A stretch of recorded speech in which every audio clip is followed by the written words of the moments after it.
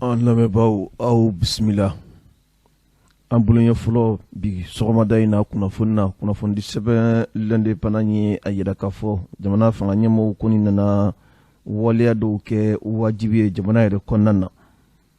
min bɛ tali kɛ maa minnu bɛ garisɛgɛ sɔrɔ ka taa forobaca yɛrɛ kɔnɔna na forobaca sɔrɔlen kɔfɛ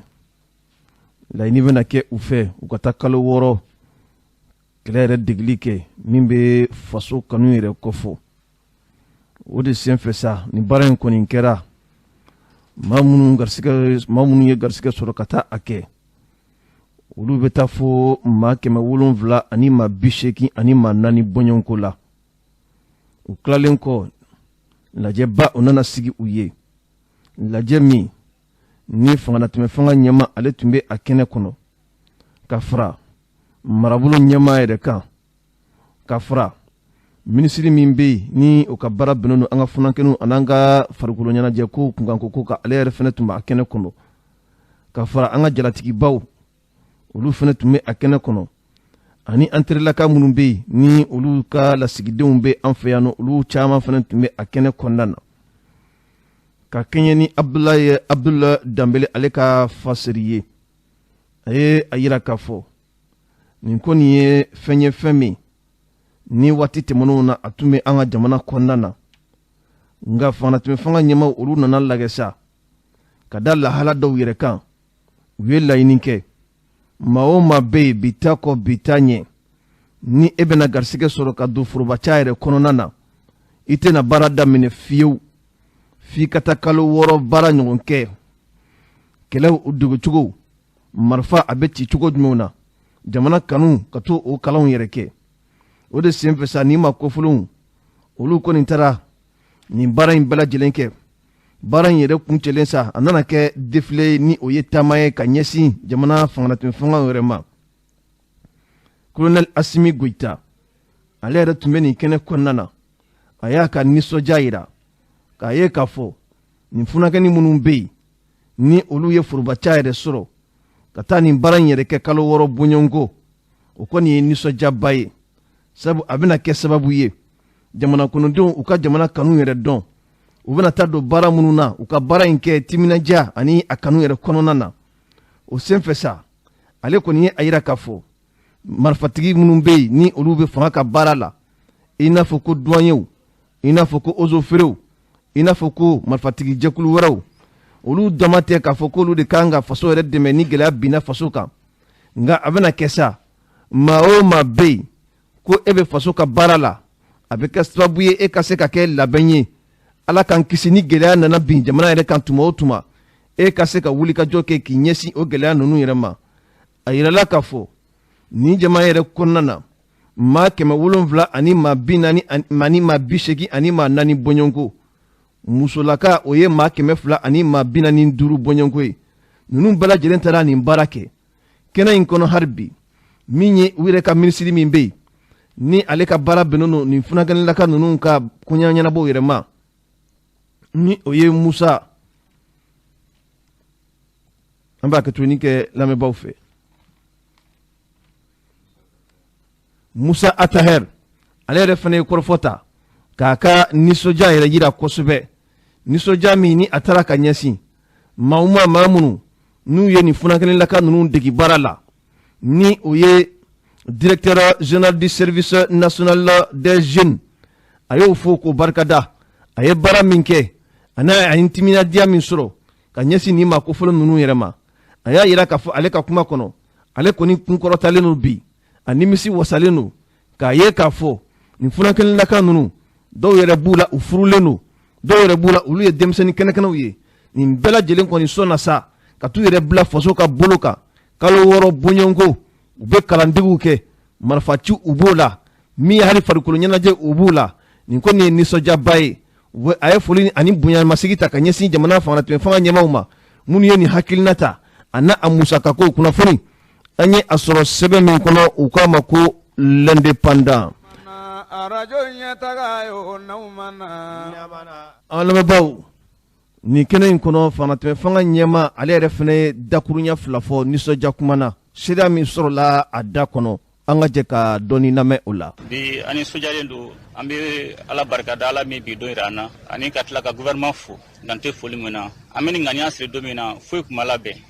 biala barka la concours kara akatugula aya la yini fna ka yan yura kilina ka foni ala mo ko garse ka do fonction publique la ite barada na nimata surasha kalanke kalworo o la yini ki fen flay ko mango malikura teta ala madin repo ko be glunu bara madela na madenya na fembe be nyana chena fna fembe be chen an jate mena sisa angu begata formation ke surasha kalanke kalworo o kalworo kona ambe malien klanganya ka faso kanun dola faso donga ake abajantura tugo mina ani o temene ko nunu mege jigaye jamana ma jigamba to ni gilasra jamana ma ngala inite nunu ko muye surasi kalanke wi marfa kalan wi kele ketugo kalan wili bisaka bluma ni galana domina o kana frasra suka ka keleke imana ke duaniu imana ke uzo fere ibe wili imana o barake ka frasra suka ame laini mungu fe ka fuye information ke bi mo ke mo fuye bile sabula daka we gelya temna gelya chima fe ko ngo wali on la sabati mi ka jamana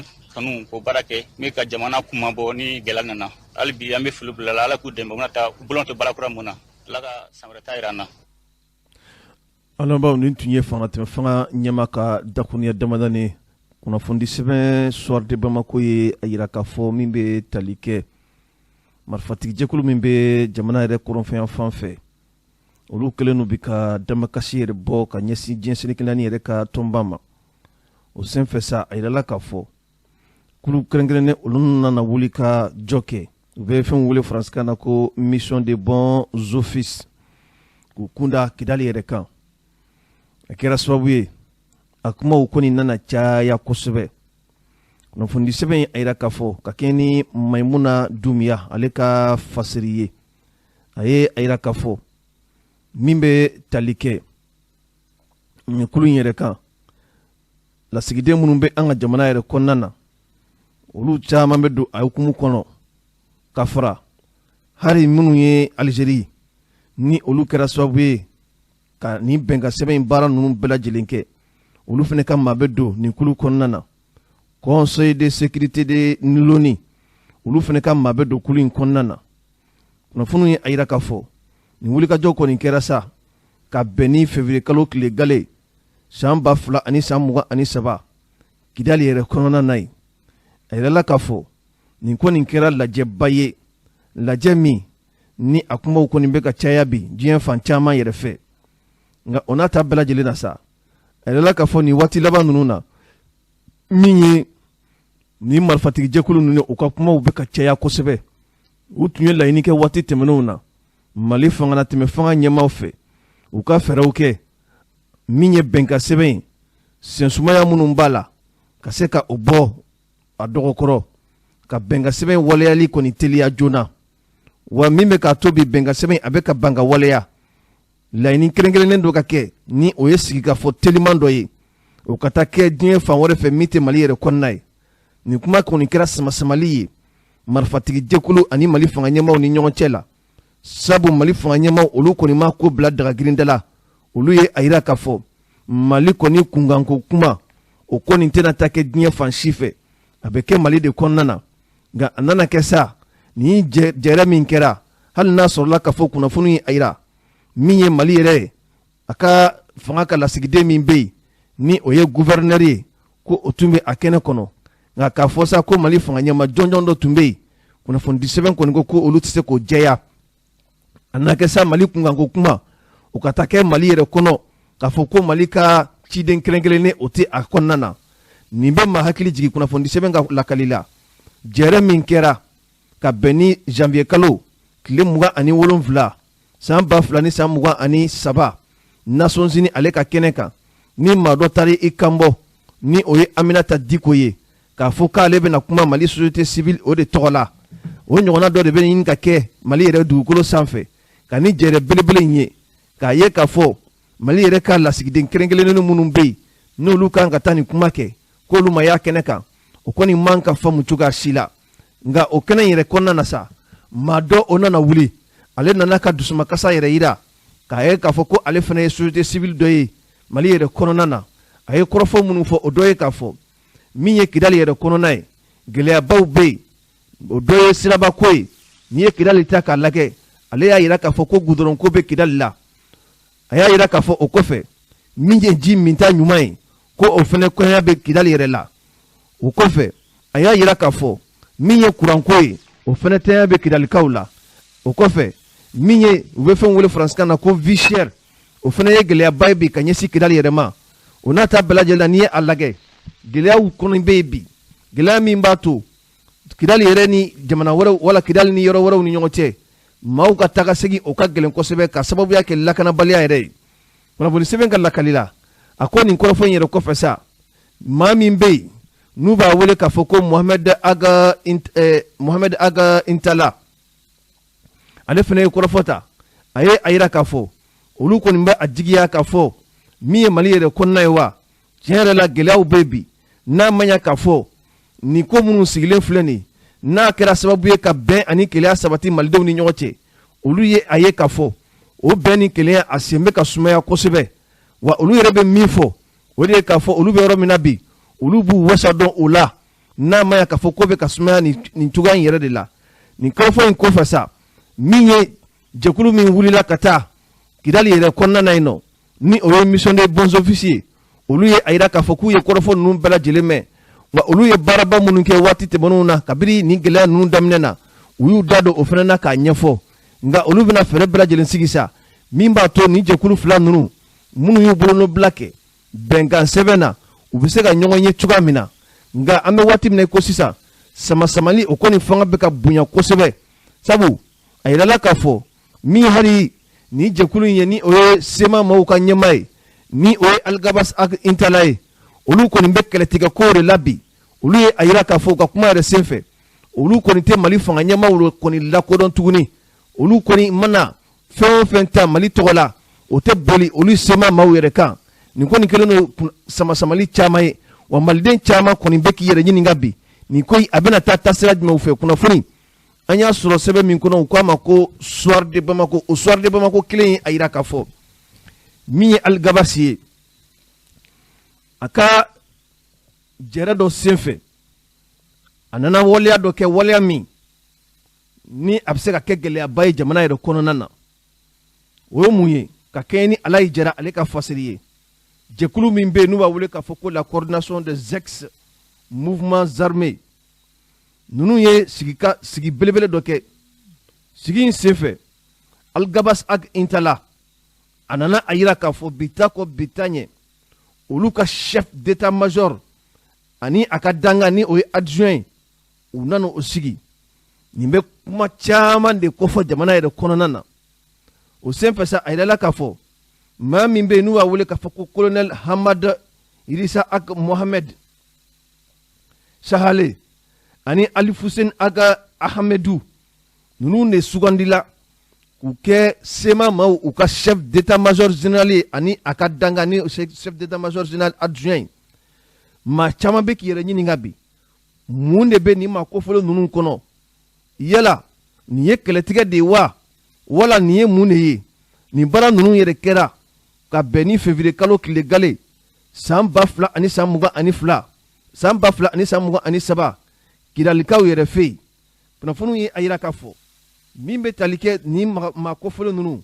u ni Mali ni ɲɔgɔn cɛ la a yirala k'a fɔ sama-samalibaw de bɛ bi hali waati laban ninnu na Mali ɲɛmaa minnu bɛ bi ni olu taara ka taa kuma dɔw ɲɛfɔ Nations Unies ale ka kɛnɛ yɛrɛ sanfɛ o kɛra dusumakasaba ye k'a ɲɛsin sema a ɲɛmaaw yɛrɛ ma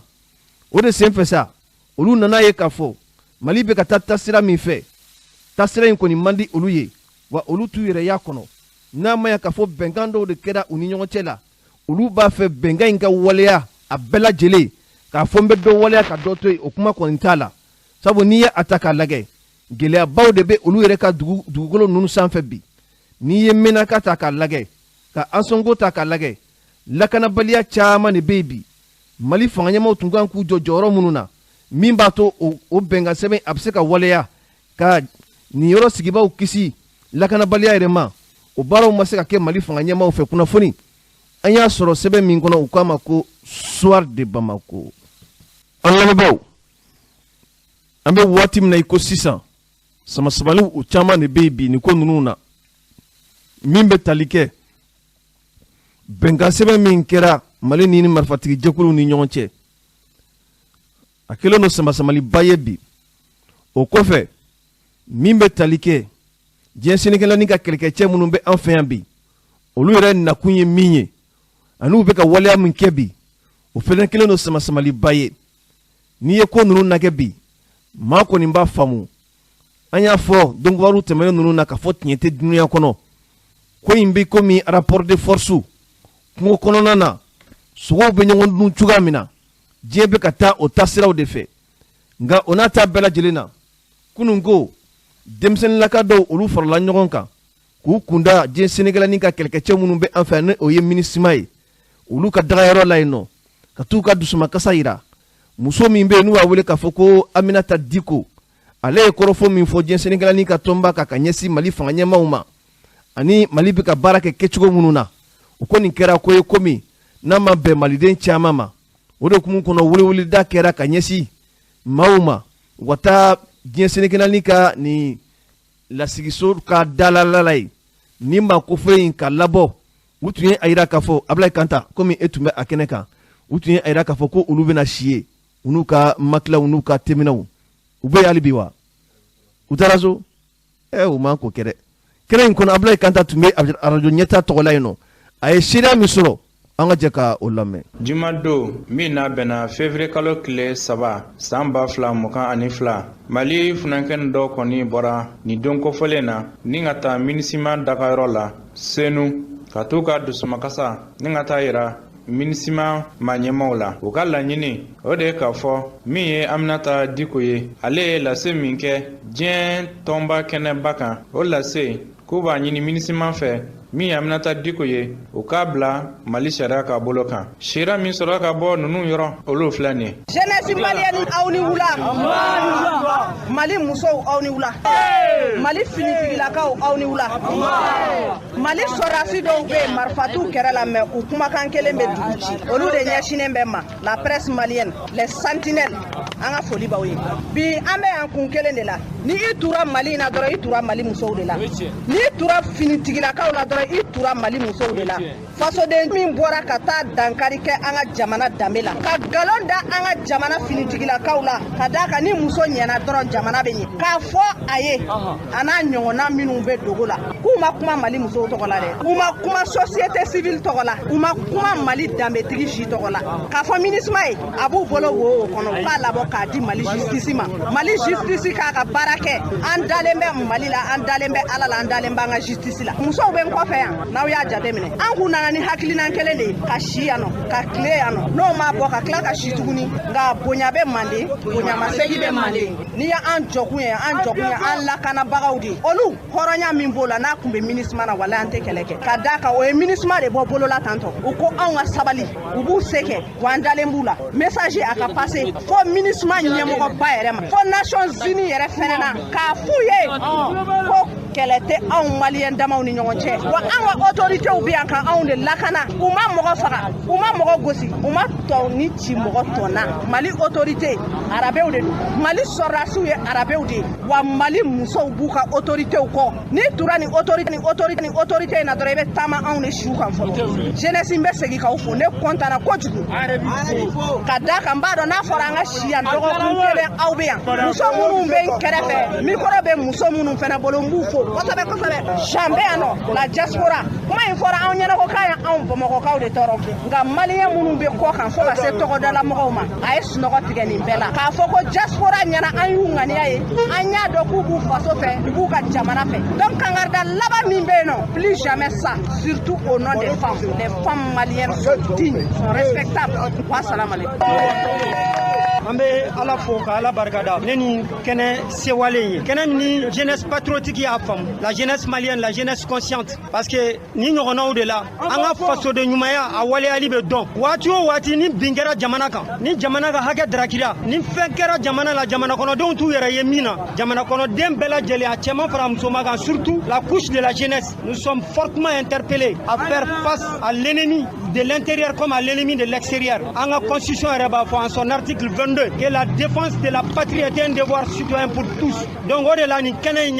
c'est un honneur, c'est un geste patriotique. Donc en même fois Chifinaka où il y en a toujours en Djolengato ka Jamana la Fassa, ni Kolona Djougou, instrumentalisé par l'Occident, le maître de l'Occident qui est les États-Unis d'Amérique. Nous veganini Fima Fra Djemanka, Koube Dankarianga Jamana la ni ala sona. En Kunune no Gasiage Motsekake, ni Kawale mi Kelenfle, Amneta Digofe, Akanga Nyani, l'article 33, 34, 35, Mimba Fokonini no Dankarla Jamana la, Kase Kundamala Kundama Mie, Jamana Jamfa et Jamana Free, Ko Akanga exécuté. Nina Nyorona, Ansega ni permettait à Jamana qu'on a blé, au Bana, au Teke, en Baloleniana, à la chou qu'on fait à Teke.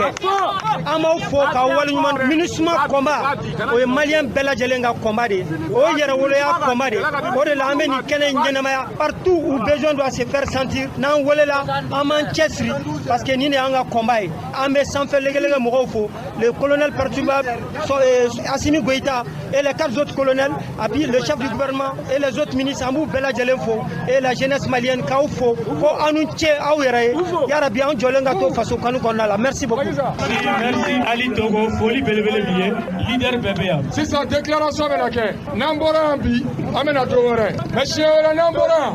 Anteta, Antemorati, Waniera Anti, Anteta, Aumena Nyongari, Kasaru Kamiye, Ambalmake, Tairuba, Jondo, Aleni Boubou, Kumabu Bolo, Kumafo, Amesegi, Tangasegi Pana, Otemoto, Antemokore, Ambega Kokoro de Kele, Antemokele, Jom Milano, Bayambo de Kele, Mekmadi, Anna Grammetri Mado et Tairuba. Malion, Ambe fait Moka Fendo, Famia, Ninkelena. Ameni Kelemuna, Tonko Keletere, Ton Shitia Bi, Patriotu de Biano. Donc ton côté, Moro de Ko, Kei Patriotier, comme Malikadiye, Kei Tefeka les forces d'occupation internationale, Minisma ye Malikono, ani Minisma ka relais Malikono, a Bella Jele invité le do, Anganyon sera Ninkelen Konana. Kuma Flana et Mounier, ani autorité Moro Kumana, Munumbeka encadrement qui a moufo, Kouwalemano, a Sorasini, a Polsini, a Gendarme, a Moubella Jelefo. Kuma Nyoya Kofe, Ouya Irana Kafo, Ko Chikan Sera a Sebagauma, Chikan Sera a Lamebagauma. Anye Dogokun Kelen Peu, Dorane di Dogokun Kele. Au plus tard jeudi, à la Moussa Nata, nous m'a amenata Diko Bo, ka di Mali justice ma. Vendredi Moumeda Oka, Juma, ni Juma Jigina, Mogo Bitega Sembo, Akonokoro, Kase aéroport Srala Yano. Minisma Sergila, donc en Beno de Ka. Sinon, on a Maklanou Kunana, Ananga Bajo Kunana, Ananga Deben Kunana, Ananga Chezu Kunana, Ananga Tedaka Kunana, Jifana Kumamboloya, Anguteta, Fopinebo Nerebo. Mais Bouyabe Mandé, Bouyamasiki Pay. Donc, ultimatum mundo, au plus tard jeudi, donc en Beno de Ka. Kambe, Jumado, ni Juma Jigina, Hakato Benka, Salam Muhammad. Kuma laba mi be ka fɔ bɛɛ lajɛlen ɲɛna k'a fɔ ko autoritew an'u ye ɲɔgɔn faamuya wa mɔgɔ faamuyalenw don ko in a bilara ka juma wɛrɛ kɔnɔ n'u m'a di an ma yanni juma wɛrɛ cɛ a ɲinini min bɛ patriote bɛɛ fɛ an bɛ ɲɔgɔn sɔrɔ yan juma wɛrɛ salamu aleykum.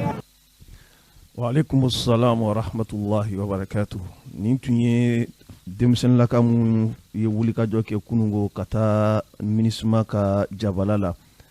An bɛ ala deli ala ka hakili ɲuman d'an ma nka ne kɔni ka hakili la fanga bɛ n'a sɔrɔla ka fɔ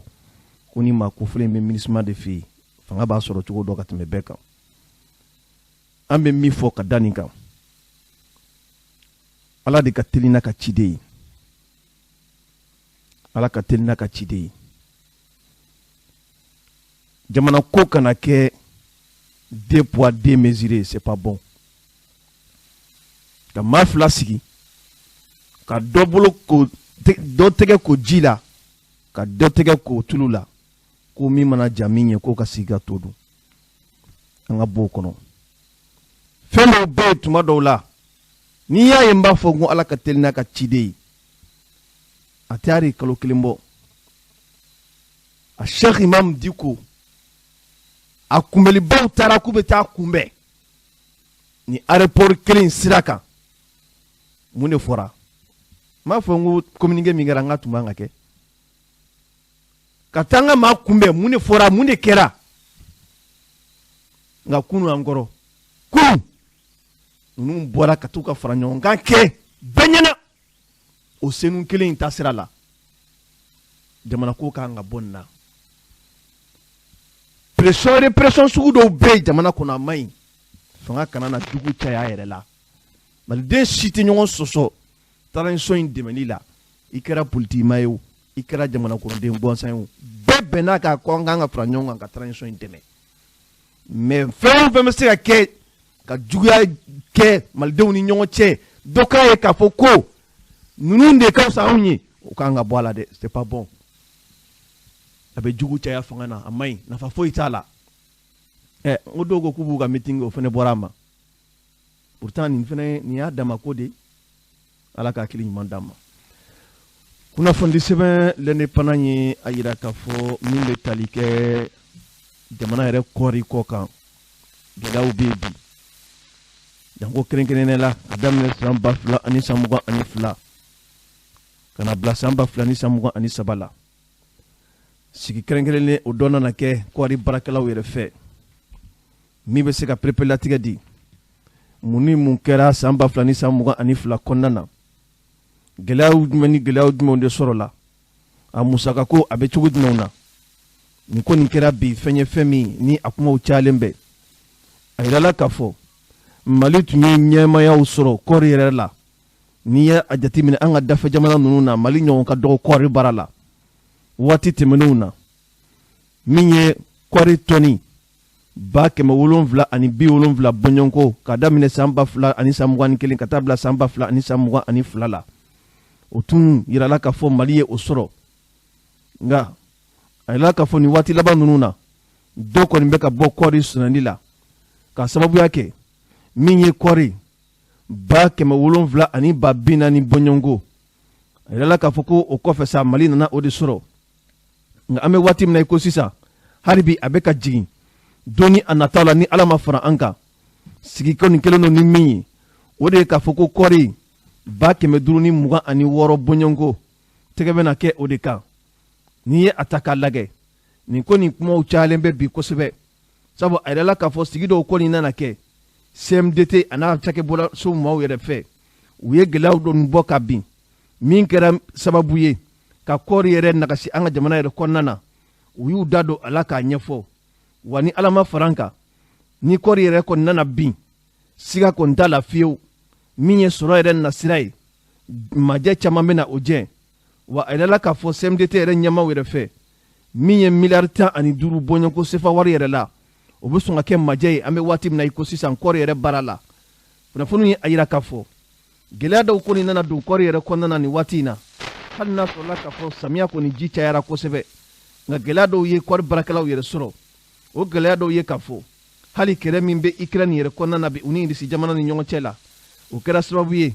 ka se ka baara gɛlɛya kosɛbɛ kɔɔri baarakɛlaw yɛrɛ fɛ wa siga t'a la fiyewu min bɛ tali kɛ angɛrɛ ko yɛrɛ la o fana sɔrɔli kɛra baara ye baara min ni kɔɔri baarakɛlaw ma a dogo kosɛbɛ u y'a yira k'a fɔ angɛrɛ nana di maaw ma maa minnu n'u tɛ angɛrɛ baara yɛrɛ ɲɛdɔn olu caman yɛrɛ y'a yira k'a fɔ ko olu kun sigilen bɛ ni nin ye sabu a ko kɛra ko cogo min na maa bi yɛrɛ ɲininka maa minnu bɛ yen ni olu lakodɔnnen ni angɛrɛ baara ye maa minnu bɛ yen ni olu bɛ se ka angɛrɛ di jamana yɛrɛ ma ni u bɛ angɛrɛ ɲumanw dɔn u bɛ a kɛcogow fana dɔn angɛrɛ ma se ka ta ka di olu ma fo ka maa yelen kelenw yɛrɛ ta ka angɛrɛ di olu ma ko olu ka angɛrɛ di cikɛlaw yɛrɛ ma wa a yirala k'a fɔ ko hali nana ni angɛrɛ mun yɛrɛ ye a qualité yɛrɛ fana caman bɛ yen ko o fana man ɲi nin ko nin kelen don sama-samali ye cogoya min na aw bɛ se ka faamuya jɔnjɔnw sɔrɔ min ye CMDT ɲɛmaa ye Nango Dambele ale ye sariya fitinin min sɔrɔ ka ɲɛsin nin gɛlɛya ninnu ma an ka jɛ ka o lamɛn. Le 23 budget in y'a fɔ cogo min na sɔrɔ dɔgɔyara sɔrɔ ye miliyari 534 min ye musagaw ye an k'an ka min dépenser o bɛ taa bɛn miliyari 544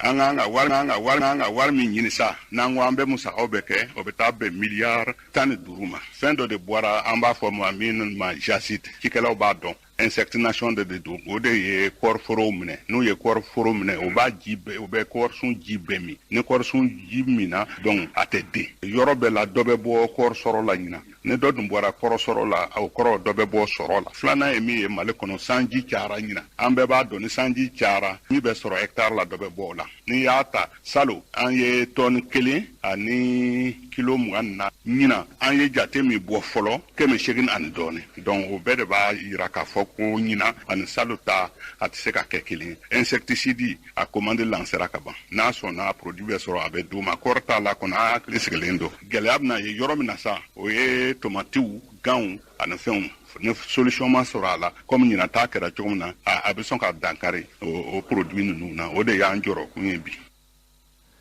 an lamɛnbaaw ni tun ye Nanko Dambele ye walayi an ye nin fɔ dɛ kɔriko in na wala angɛrɛ ko la an ye wulikajɔ caman k'a la angɛrɛ dira dicogo min na an y'a fɔ jamana faamaw ye maa dɔw nana ka na angɛrɛ nɔfɛ angɛrɛ dira u ma marché dir'u ma walahi kabiri ala k'u da u tɛ angɛrɛ ko ɲɛdɔn jamana ka sɔrɔ de bɛ angɛrɛ la bɛɛ nisɔndiyara k'a fɔ ko Mali ye ɲɛmaya sɔrɔ kɔɔri la an ka gun ninnu sanfɛ mais ni o san yɛlɛma nana kɛ tan ni cogoya in na angɛrɛ ko jamana fanga ɲɛmaw kan k'a ko ɲɛɲini k'a ɲɛdɔn k'a sɛgɛsɛgɛ fɛn ka di maaw ma maa minnu b'a dɔn anw taara minisiri yɛrɛ fɛ yen ka taa ɲininka an ye kuma minnu faamuya ka kuma na tiɲɛ yɛrɛ la angɛrɛ kun kan ka kɛ cogo min na a ma kɛ ten sabu n'i ye fɛn di maa ma maa min t'a cogoya dɔn maa min t'a nacogo dɔn maa min t'a la qualité dɔn tuma dɔw la i sigi n'a ye k'a fɔ kɔlɔlɔw bɛ se ka sɔrɔ a la ala ka hakili ɲuman di an ma an lamɛnbaaw kunnafoni sɛbɛn l'indépendant ye a yira k'a fɔ min bɛ tali kɛ bi lakanabaliya yɛrɛ kan kɛrɛnkɛrɛnnenya la Gao yɛrɛ mara kɔnɔna na bi a kɛlen don gɛlɛyaba ye jɛkulu min bɛ yen n'u b'a wele k'a fɔ ko État islamique au Grand Sahara olu kɔni kɛn bɛ bi ka wulikajɔ kɛ wulikajɔ ninnu senfɛ a kɛra sababu ye maa caman de bɔnɛna u ni na maa caman de ka dabaw fana taara ka tunu ni a ye ka tila ka maa caman yɛrɛ fana ta ka tunu ni u ye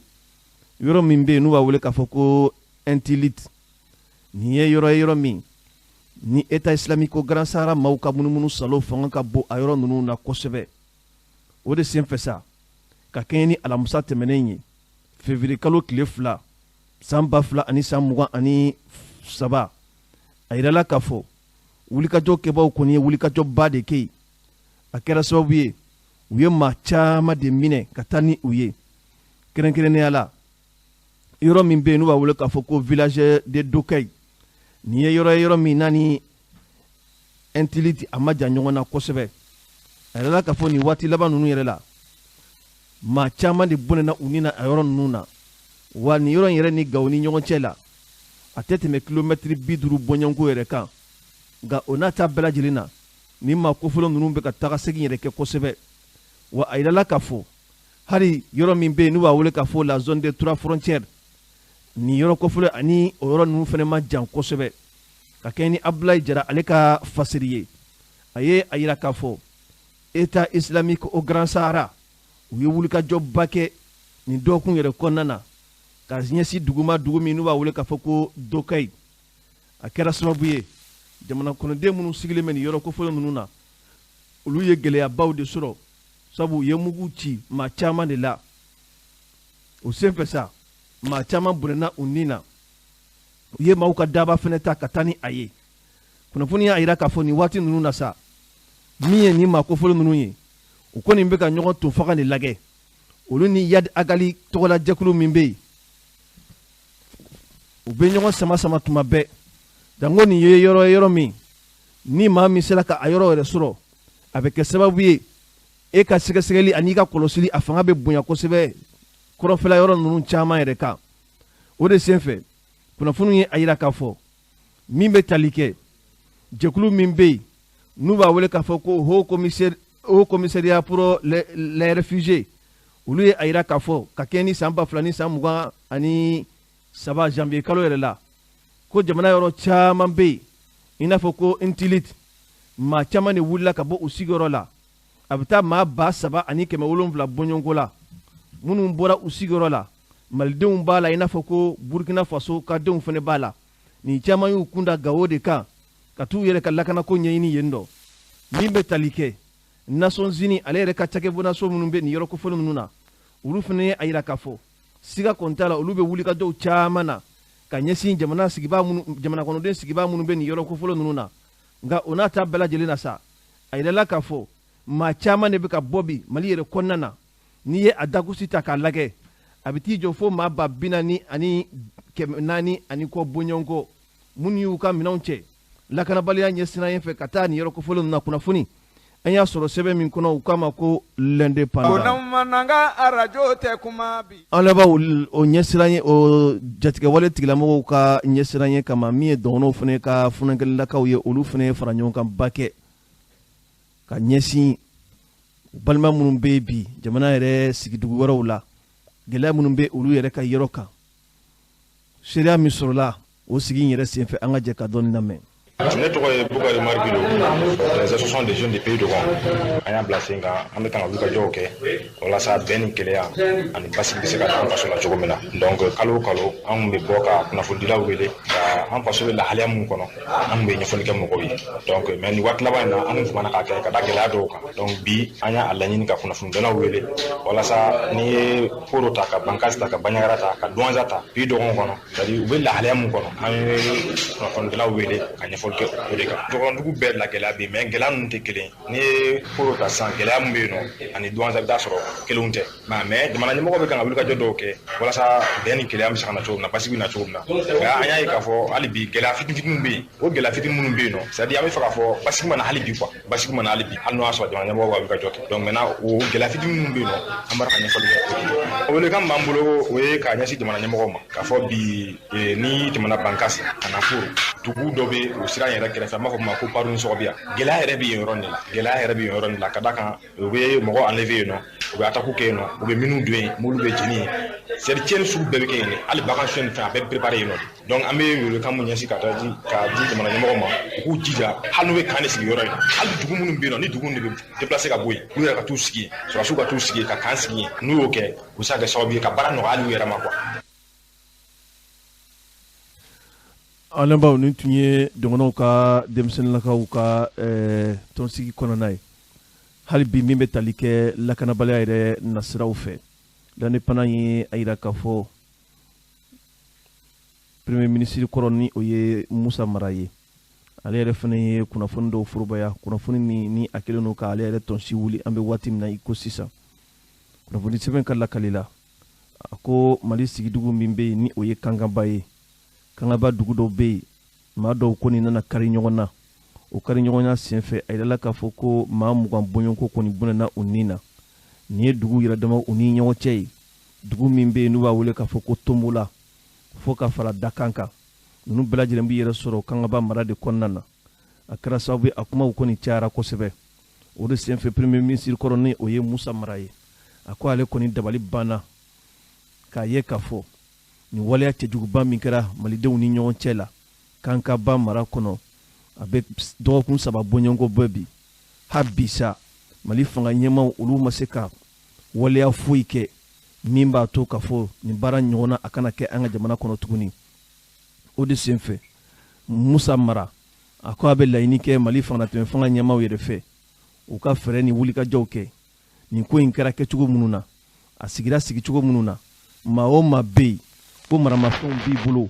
a maralen b'i bolo sa wa i n'a bɛ yala de la wa u ka nin bɛɛ lajɛlen ka maramafɛn minɛ min b'a to jamana bɛ kisi nin n'a ɲɔgɔnna wɛrɛw baaraw yɛrɛ ma kunnafoni sɛbɛn ka lakali la a y'a yira k'a fɔ ka kɛɲɛ ni février kalo tile 2 san 2023 Musa Mara a ye nin kunnafoni yɛrɛ forobaya k'a ye k'a fɔ nin waleya cɛjuguba min kɛra Mali yɛrɛ kɔnɔna na ni jamana kɔnɔdenw yɛrɛ damaw ni ɲɔgɔn cɛ la dugu sigibaw olu kɔni fɔra ɲɔgɔn kɔ ka sababuya kɛ dugukolo dɔ bɛ yen sanu kɔni bɛ sɔrɔ ni dugukolo in yɛrɛ jukɔrɔ nin baara in yɛrɛ bɛɛ lajɛlen kɛra ka bɛn ni janvier kalo tile 10 san 2023 tɛmɛnen yɛrɛ la dugu min bɛ yen n'u b'a wele k'a fɔ ko Tombola ani dugu min bɛ yen n'u b'a wele k'a fɔ ko Dakan ninnu bɛɛ bɛ ɲɔgɔn kɛrɛfɛ sigiɲɔgɔnmaw de don wa malidenw de don u bɛ cercle kɔnɔ cercle min ni o ye Kangaba ye région de Kulukoro nin kɛra ani bi cɛ a bɛ taa fɔ dɔgɔkun 3 bɔɲɔgɔnko la waleya cɛjuguba maa caman a yirala k'a fɔ ko maa caman bunana u ni na wa maa caman yɛrɛ fana joginna nka o n'a ta bɛɛ lajɛlen na sa maaw kɔni sigilen bɛ yala fanga bena mun de fɔ nin ko in yɛrɛ kan ka kɛ ni Dawuda Sangare ale ka fasiri ye a y'a yira k'a fɔ siga kɔni t'a la o nin waleya in kɔni kɛra sababuya min na o de ye dugukolo ko kumaw ye dugukolo min ni sanu bɔlaw olu b'u ka sanu ɲini a dugukolo jukɔrɔ dugu fan fila bɛɛ lajɛlen bɛ a ye k'a fɔ ko dugu in ye olu ka yɔrɔ de ye o de samasamali senfɛ sa kari ɲɔgɔn na o kɔni nana kɛ a kɛra sababu ye maaw kɔni bɔnna u ni na maaw caman fana joginna o senfɛ min ye dugu sigibaw ye olu kɔni kinikininnen don an bɛ waati min na i ko sisan Musa Mara ale y'a yira k'a fɔ nin man ka kɛ jamana kɔnɔna na fo ka taa sɔrɔ jamana fanga ɲɛmaw olu kɔni ye disposition dɔw yɛrɛ ta n'i ye a ta k'a lajɛ maa dɔw ye a fɔ ko maa 29 bɔɲɔgɔnko olu de bɔnɛna u ni na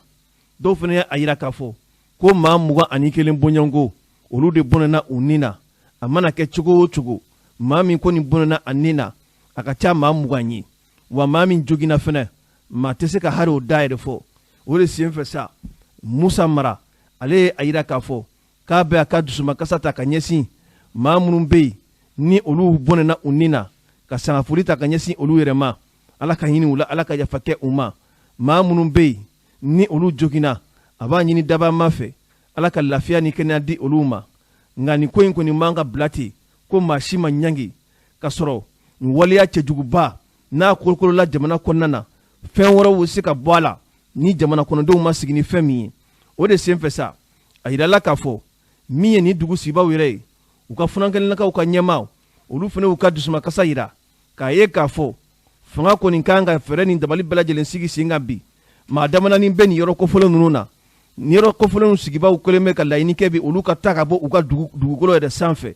o dɔ ye k'a fɔ sariya nɔgɛnba min bɛ yen ni o ye procureur de la république ye k'u bɛ laɲini kɛ k'o ka taa ka bɔ olu ka dugukolo kan o kɔfɛ min bɛ tali kɛ maire yɛrɛ la k'u bɛ laɲini kɛ o fana na o kɔfɛ min bɛ tali kɛ gouverneur la k'u bɛ laɲini kɛ o fana na nka nin n'a ta bɛɛ lajɛlen na sa fanga kɔni ma perepelatigɛ jɔnjɔn foyi di min bɛ a yira k'a fɔ nin ko in kan ka kɛ kɛcogo jumɛnw de la o de senfɛ min bɛ tali kɛ docteur Seku Keita kan ni ale ye denmisɛnninlakaw olu ka ɲɛmaaba ye ale ye a yira k'a fɔ k'u bɛ diɲɛmaw ladɔnniya ka Mali fanga ɲɛmaw fana ladɔnniya k'a ye k'a fɔ nin ko in kɔni kelen don gɛlɛyaba de olu ka dugu kɔnɔna na bi hali bi waleya min kan ka kɛ ka se ka dugudenw yɛrɛ fara ka bɔ ɲɔgɔn na bɛn ni keleya kɔnɔ o waleyaw tɛ ka se ka sigi sen kan o de kama a k'a bɛ weleweleda kɛ ka ɲɛsin Mali fanganatɛmɛ fanga ɲɛmaw ma u bɛ baara o baara la u ko bila ka ɲɛsin olu ka dugu yɔrɔ minnu bɛ yen bi ni fɔɲɔgɔnya bɛ yen min b'a to bɛn ni keleya a bɛ se ka sabati u ka dugu kɔnɔna na kunnafoni an y'a sɔrɔ sɛbɛn min kɔnɔ u k'a ma ko l'indépendant. Jama sigi bɛ n'aw mana ko faw ka na Mali kɔnɔ ni Mali kɔ ka faw ka na ko n'aw mana. An lamɛnbaaw min bɛ tali kɛ ka fɔ musolaka minnu bɛ Kati yɛrɛ dugukolo sanfɛ olu ye wulikajɔ kɛ ka sababuya kɛ nasaraw ka sanyɛlɛma san o senfɛ sa funankɛnɛlaka dɔ bɛ ni o ye musomanilaka ye a yirala k'a fɔ k'a si tun bɛ t'i jɔ san 14 bɔɲɔgɔnko la tiɲɛni waleya dɔw taara ka ɲɛsin a ma cɛ ni musoya nasiraw fɛ an bɛ ka ɲini kɛ lamɛnbaaw fɛ o senfɛ ni musolaka in a nana to o la sa min ye k'a fɔ musolakaw ye olu kɔni ma sigi ka nin ko in lajɛ olu ye wulikajɔ kɛ ka taa ni musolaka a somaw yɛrɛ fɛ yen ka t'u ka dusumakasa yira wa maa o maa sen bɛ nin baara in na k'a fɔ ko delili de ka kɛ ko ka ko in yɛrɛ nɔgɔya u ni ɲɔgɔn cɛ la olu ye k'a fɔ musolakaw u tɛna sɔn abada a ɲɔgɔnna minnu delila ka kɛ u y'u da don o fana na k'o ɲɛfɔ seereya mun sɔrɔla u da kɔnɔ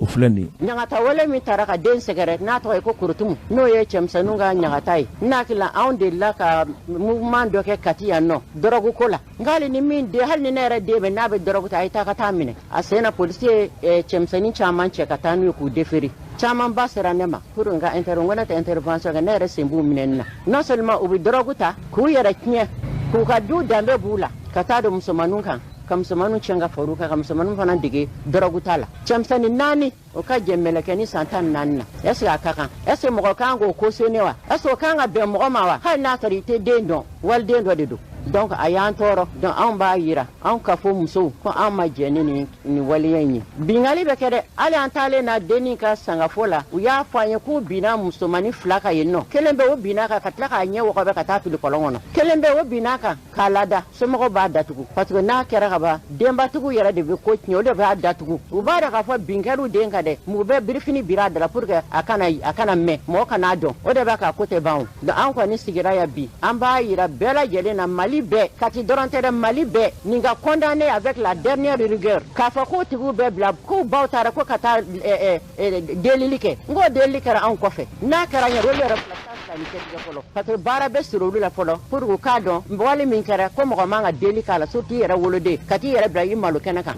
a ka kɛ maloko de bolo donc vraiment ne bɛ min fɔ musow ye an y'a wele bi ni ɲɔgɔn 2 kana kɛ Kati kɔnɔ tugun mun b'o bali anw denbatigiw bɛɛ b'a fɔ k'an ka musomani mara ni musomani b'a jɔn ka denmuso mara dencɛ yɛrɛ bɛ mara o dencɛ bɛ mara n'i y'a ye dencɛ bɛ k'a commencera drogue ta la a ɲini k'a origine dɔn mɔgɔ min y'a dɔn a la hali n'a teri de don n'a bɛ diɲɛ d'a ma a gɛn ka bɔ i den kɔ ni den fana bɛ drogue ta a di polisiw ma u k'a datugu pour a hakili ka sigi bɛɛ k'i jija mara la vraiment an ka mara segin so marabaliya in o de na ni nin bɛɛ lajɛlen ye den tɛ fa dɔn tuguni den tɛ ba dɔn tuguni den t'a fa ɲɔgɔn dɔn den t'a ba ɲɔgɔn dɔn ni 31 sera ka ban dɔn fa de bɛ wuli u la u ka drogue ta yɛrɛ tɛ wuli fɔ 31 don parce que n'u ye drogue in ta u bɛ fɛn min kɛ ils ne sont même pas maîtres d'eux-mêmes u yɛrɛ t'u yɛrɛ ma hɔrɔn ye tuguni u bɛ se ka mɔgɔninfin da k'a kantigi u t'a dɔn k'u ye ko kɛ yɛrɛ 31 ye fête ye mɔgɔ bɛ nisɔndiya kɛ mais i kana taa dɔ den bɔnna a nin na ninnu ye nin min kɛ ka nin ta yan nɔ fɔ jalakɔrɔji Kati m'u bɔ fɔ jalakɔrɔji donc vraiment ne yɛrɛ kɔni bɛ yɔrɔ min na bi n bɛ kuma a min bɛ n dusukun na Ala dɔrɔn de b'a dɔn donc bɛɛ k'a den mara i den cɛman o den musoman a ye to an ka denw mara an ka fɛɛrɛ kɛ denw ka bɔ drogue ta la denw ka bɔ drogue ta la i cɛmanni de ka bɔ drogue ta la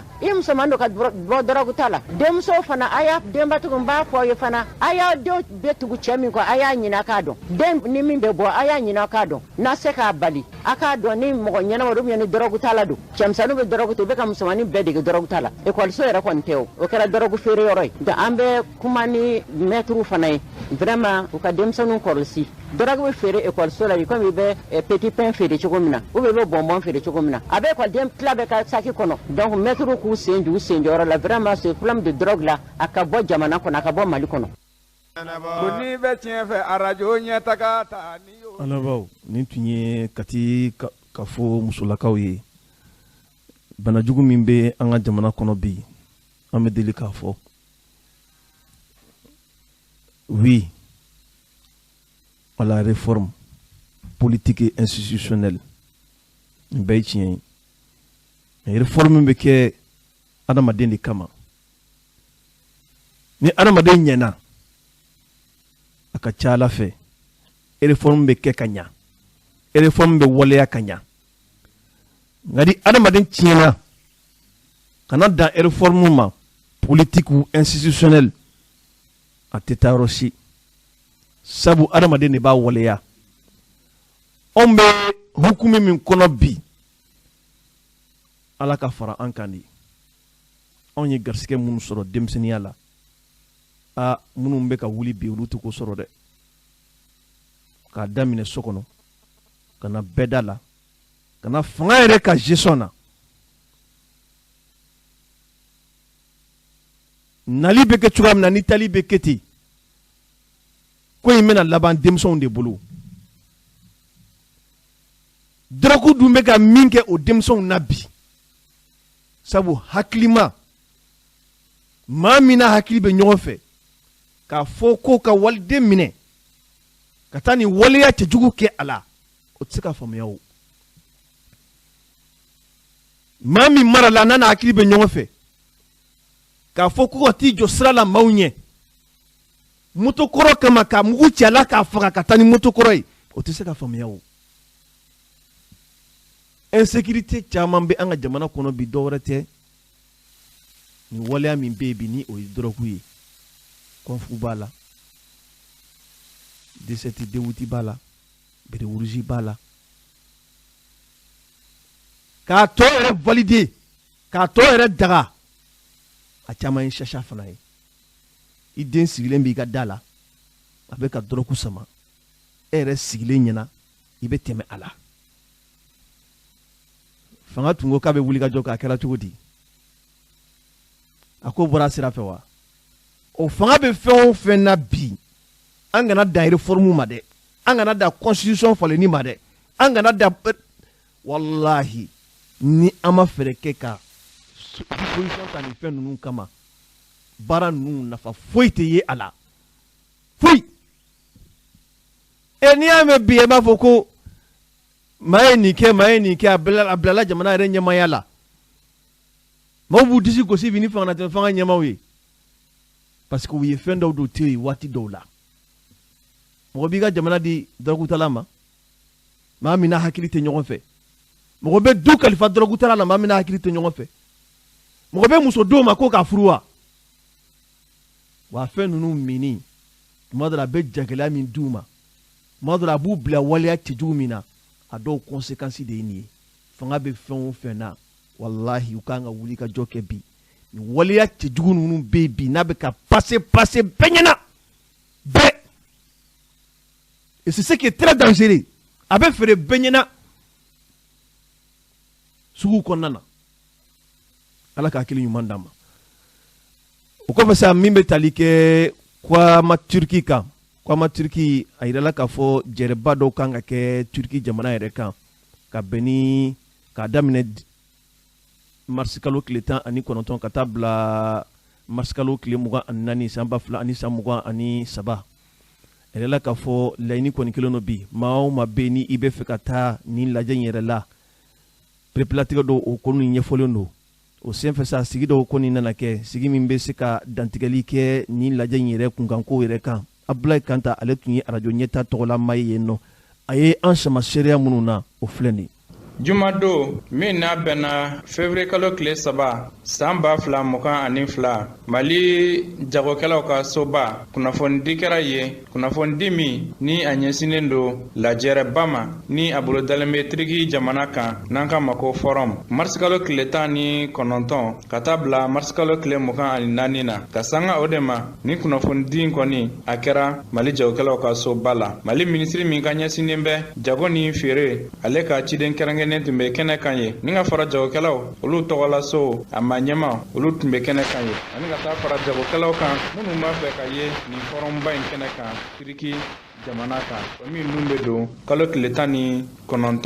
ka taa bila tile 24 na mars kalo o ko don a ye sira min sɔrɔ ka bɔ a kɛnɛ kan ye olu filɛ nin ne Mamadou Sila u b'a fɔ ma Baba chambre de commerce vice président do mun ka baara labɛnnen bɛ comme nin n'a ɲɔgɔnnaw baara ma comme foirew ni forum o ɲɛnabɔli ko ɲɛma chambre de commerce d'industrie du Mali kɔnɔna na a bɛ julaw de concerné parce que forum de don ni julaw bɛ taa ka taa ɲɔgɔn ye seko ni dongo k'u yira ɲɔgɔn na mun bɛ se ka fɛn min kɛ mun fɛ julaw y'a ta sira fɛ ka se k'o kɛ quoi donc a bɛ julaw de concerné a bɛ julaw de kun kan quoi ne ka faamuya la comme y'a fɔ n ka kuma daminɛ na cogo min na salle kɔnɔ mun ye ko de ye mun ka kan ka an nisɔndiya ko de ye nin tuma bɛɛ an bɛ tilen k'a mɛn ko Mali ni bɛɛ bɛ kɛlɛ la bon ko Mali ye kɛra kɛrɛfɛden ye o ka kɛ Turki nali mun filɛ nin ye o b'a yira k'a fɔ ko Mali ni bɛɛ tɛ kɛlɛ la wa Mali tɛ kɛrɛfɛden ye fana teri bɛ Mali la minnu bɛ fɛ u tɛgɛ di Mali ma malidenw ma o ni malidenw ka baara kɛ ɲɔgɔn fɛ donc n'an ye o ko façon ninnu sɔrɔ an b'an ka ka kan ka kɛ an nisɔndiya ko ye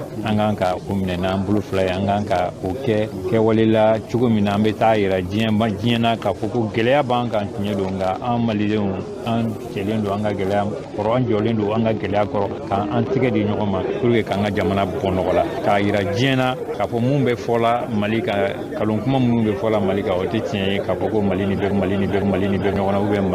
Mali kɛra kɛrɛfɛden k'a fɔ ko teri bɛ Mali la Mali ma kɛ kɛrɛfɛden ye fana an malidenw kan ka o yira diɲɛ ɲɛmaa la tuma bɛɛ b'a kalama cogo min na chambre de commerce d'industrie du Mali kabiri gɛlɛya ninnu nana kabiri CEDEAO ye gɛlɛya jugu ta ka Mali sɛgɛrɛ chambre de commerce d'industrie du Mali wulila k'i jɔ k'a yira diɲɛ na k'a yira malidenw na k'a yira gouvernement na k'a fɔ ni Ala sɔnna malidenw tɛ kungɔ malidenw tɛ minɔgɔ a bɛɛ lajɛlen bɔra o kalama o baara kɛra o jɛra bɛɛ y'a ye minnu yɛrɛ gɛlɛya sira kan olu yɛrɛ dabali mali bana ko a sera ka kɛ cogo di an taara jamana dɔ la ɲɔgɔnyeba dɔ la o girinna anw kan fan bɛɛ fɛ mais aw nin sera ka kɛ cogo di an ko minnu ye nin hakilina jugu in ta ka mali sɛgɛrɛ u ɲinana k'a fɔ ko mali ye jula jamana de n'a y'u ja u ka kogo jɔ u ka frontière la ka mali datugu mali julaw bɛ fɛɛrɛ sɔrɔ kɔngɔ kana malidenw minɛ minɔgɔ kana malidenw minɛ mali julaw bɛ fɛɛrɛ ka minɛn la nati ka malidenw labɔ hakili la o baara kɛra o gɛlɛyaw kɔnɔna na donc sisan n'a yirala k'a fɔ ko olu bɛɛ lajɛlen tɛmɛnen kɔfɛ ka fɔ chambre de commerce k'i jɔ a jɔyɔrɔ la tuguni ka julaw labɛn ka taa kɛnɛ ka diɲɛ ɲɛbaa ɲɛna k'a fɔ ko malidenw b'u sen kan malidenw tɛgɛ dilen don ɲɔgɔn ma malidenw bɛ baara la malidenw bɛ k'u ka gouvernement soutenir pour que mali bɛ gɛlɛya min kɔnɔ mali bɛ bɔ o kɔnɔ cogo min na moi je pense que o ye an nisɔndiya ko ye an tɔ tɛ kɔ o la ni ala sɔnna. ne tɔgɔ ko madame Jara Sasila ne ye conseil technique ye ministère de l'industrie et du commerce la o kɔrɔ ye n ye ministre ka baarakɛɲɔgɔn dɔ ye collaborateur mun ka sɔrɔ a la n'a ni a bɛ kuma ka hakilinaw di u ma ne y'o de ye an ni Turki ka bolodi ɲɔgɔn ma a daminɛna kabini san 1999 ka ca ni san 20 ye bi a bolodi ɲɔgɔn ma in bɛ senna san o san dɔ de bɛ fara a kan parce que Turki y'a yira k'a fɔ ko Mali ka d'a ye maliyɛnw fana y'a yira k'a fɔ ko Turki ka d'u ye an k'an ka mun fɔ aw ɲɛna ni jamana in fila in bɛɛ u bɛ kulu kɔnɔ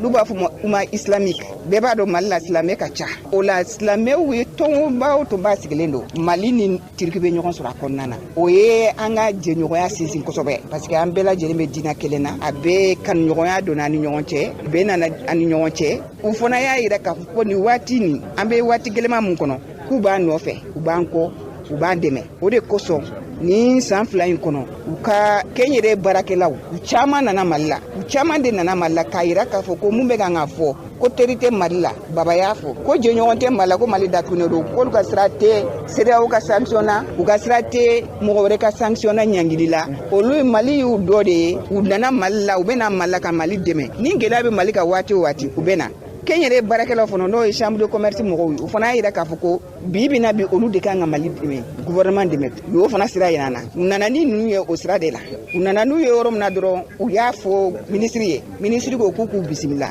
u ni ce u ka baara kɛlen na ko yɛrɛ ye ci kɛ ko ɲuman ani foli ka kan o la ministre ko u mago bɛ dɛmɛ o dɛmɛ la u mago bɛ ladilikan fɛn o fɛn na n'u b'a fɔ ma ko conseil u mago bɛ diɲɛ fɛn fɛn na n'u y'a fɔ ale ɲɛna ale jɔlen don k'u kɔnɔ a bɛ se ka fɛn fɛn k'u ye a b'a kɛ sabula u jɔyɔrɔ ka bɔ Mali kɔnɔ kabini kunun mais bi dɔ de farala kan u y'a yira fana k'a fɔ k'u bɛ gouvernement kɔ k'a yira diɲɛ mɔgɔ la Mali bɛ se a yɛrɛ kɔrɔ wa Mali tɛna dɛsɛ a yɛrɛ kɔrɔ a kɛra cogo cogo sabula diɲɛ bɛ se ka jɛ ka mɔgɔ kɛlɛ dɔw bɛ yen olu y'an teriw ye olu y'an dɛmɛbagaw ye olu y'an jɛɲɔgɔnw ye olu b'a nɔfɛ an fana b'a yir'u la k'a fɔ ko bon an n'u bɛ ɲɔgɔn fɛ. kɔrɔfɔ ye i b'a kuncɛ ni mun de ye. ne b'a kuncɛ ni mun ye dɔrɔn o ye k'a fɔ ko kɛnyɛrɛ baarakɛlaw n'o ye opérateur économique ye homme d'affaires ni nin n'a ɲɔgɔnna nana u k'u jija u k'u sen don a la u k'a ko kɛ ko ɲɛnama ye u k'a kɛ koba ye a kɛlen don ko ɲɛnama y'u bolo dɛ nka u k'a kɛ koba ye k'u sen don a la ɲɔgɔnnajɛ mun bɛna kɛ Istanbul Turki ni mɔgɔ mɔgɔ n'i bɛ se ka taa i ka taa u k'u tɔgɔ sɛbɛn joona n'u bɛ se ka taa kɛnɛ kan u ka taa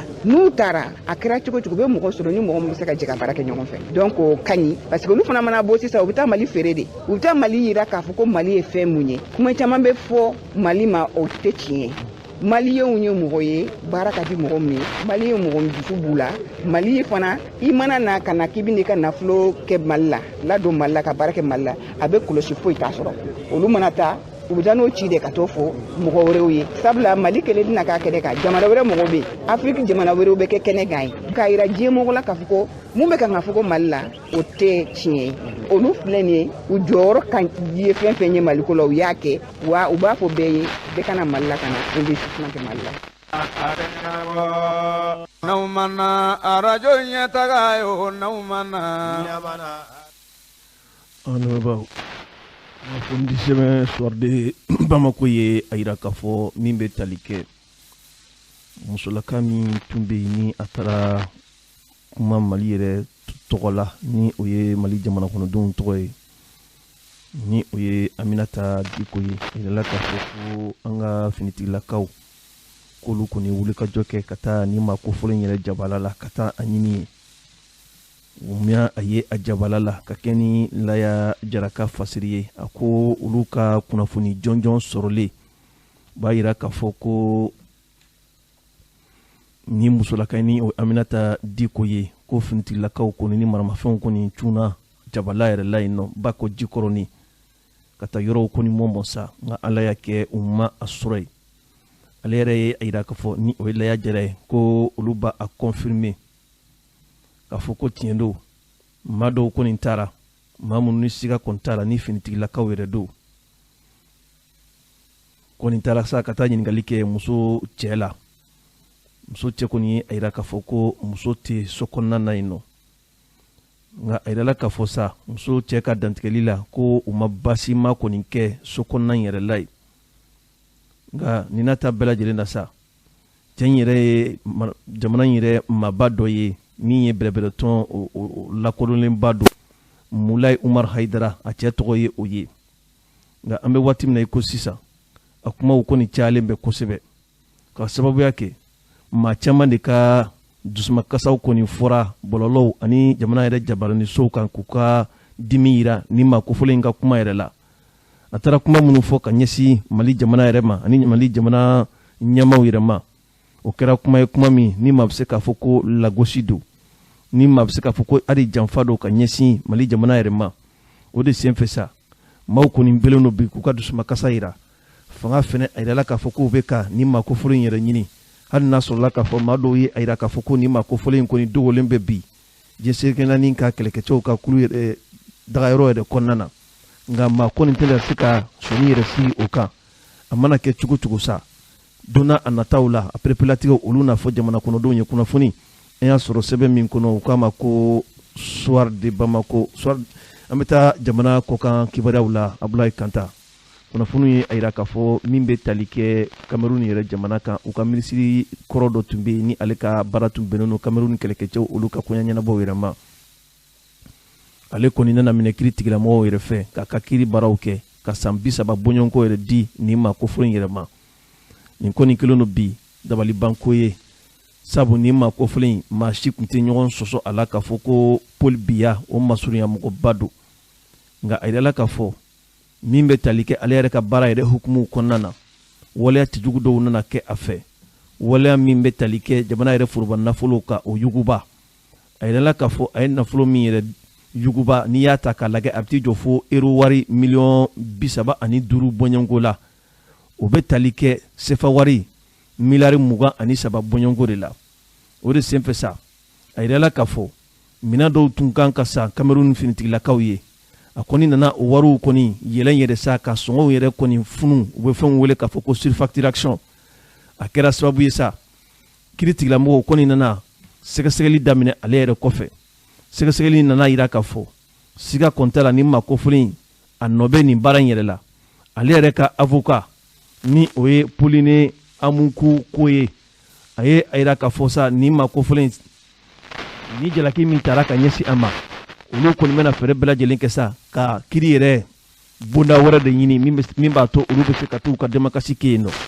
wa a ma dan ale yɛrɛ kelen ma min bɛ tali kɛ a furumuso yɛrɛ la san 10 bɔɲɔgɔnko kaso nana di o fana ma ka sababuya kɛ ko o fana nana don a fɛ jɛla jɛ min bɛ kɛ sababu ye ka jamana yɛrɛ foroba nafolo k'o yuguba kosɛbɛ kunnafoni sɛbɛn ka lakali la a ko ni dun ye nin waleya in ta k'a lajɛ denmisɛnninlaka dɔ tun bɛ yen kibaradila don ni o ye Cameroun ka den dɔ ye ni o ye Jules Kumukumu ye a yɛrɛla k'a fɔ ko o yɛrɛ nana fatu sirabakan kasara don sababuya la ka sababuya kɛ ale tun bɛ ka sɛgɛsɛgɛli kɛ musaka min tun bɛ ka don Cameroun finitigilakaw olu ka finiw an'u ka manamafɛnw sanniko la ale ka fatuli sababuya a nana bɔ o de la nka siga kɔni tɛ min na fiyewu ni maa kofɔlen n'i ye a ta k'a lajɛ a si bɛ t'i jɔ san 60 ani san 6 bɔɲɔgɔnko la san min dira a ma k'a ka taa kaso yɛrɛ la o ye san 30 ye ni dun ye o fara ɲɔgɔn kan a bɛ t'i jɔ fo san 90 ani san 6 bɔɲɔgɔnko la a dɔ la sa ko in a bɛna kɛ kɛcogo jumɛn na yala jamana ɲɛmaa ni o ye Paul Biya ye ale bɛna sɔnɲɔgɔnli kɛ nin ko in na wa siga kɔni t'a la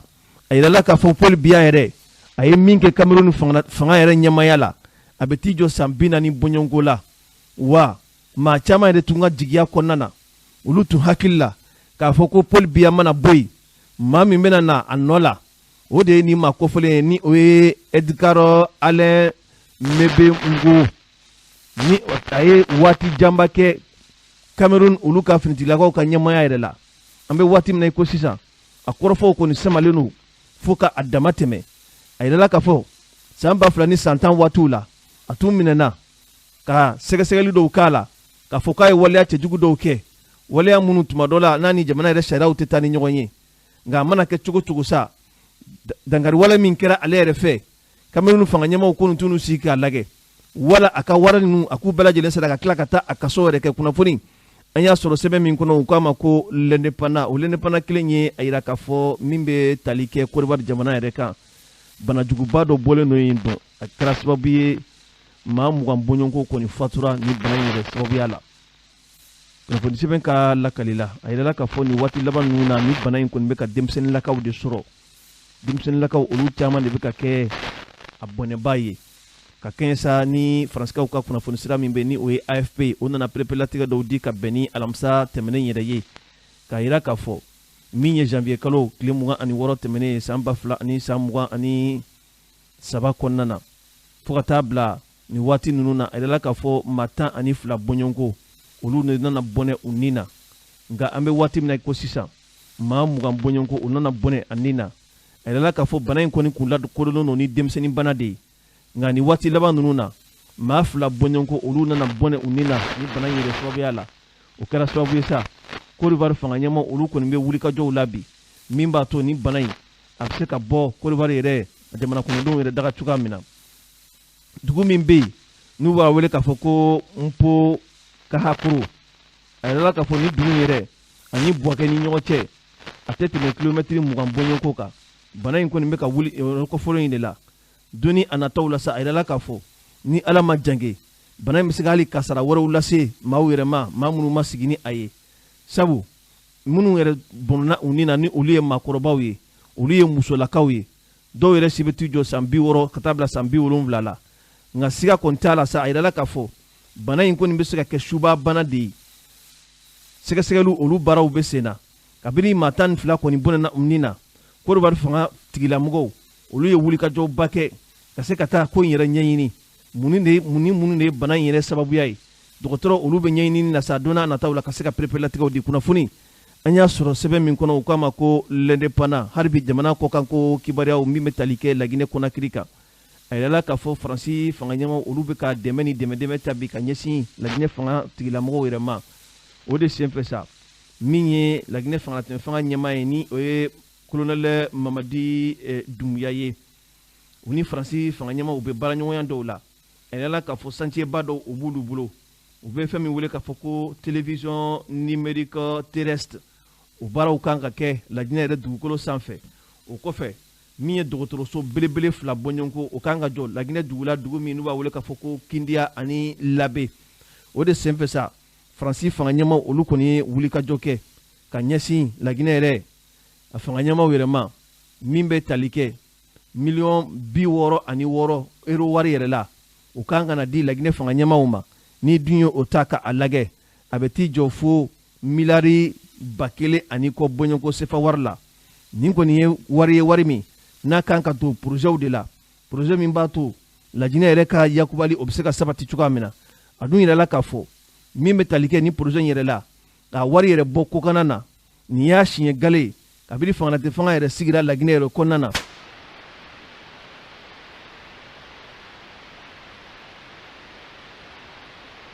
nka maaw kɔni tɛ ɲɔgɔn sɔsɔ min na ala minnu bɛna kɛ Laginɛ fangatɛ fanga ɲɛmaaw fɛ a bɛna kɛ sababu ye ka ɲɛtabaw de jɔ Laginɛ dugudenw olu yɛrɛ ka adamadenya yɛrɛ kɔnɔna na kunnafoni an y'a sɔrɔ sɛbɛn min kɔnɔ u k'a ma ko l'indépendant hali bi n'an taara duniya kɔkan kibaruyaw la ne bɛ tali kɛ États-Unis jamana kan a yirala k'a fɔ bɔlɔlɔ sanfɛla bilama a bɛ ka kɛ kɔlɔlɔba ye bi sabu a yirala k'a fɔ min ye farikan minnu bɛ yen bi n'u b'a wele k'a fɔ ko kungololabanaw a bɛ ka kɛ sababu ye bi maa minnu bɛ yen ni olu bɛ denmisɛnninlakaw n'olu bɛ États-Unis jamana yɛrɛ kan ni kungololabana b'o olu la bi olu bɛ ka u ka bana yɛrɛ fura ɲini ni bɔlɔlɔ sanfɛla in na sabu maa caman bɛ yen olu bɛ k'a kɛ sɔrɔ nasiraw ye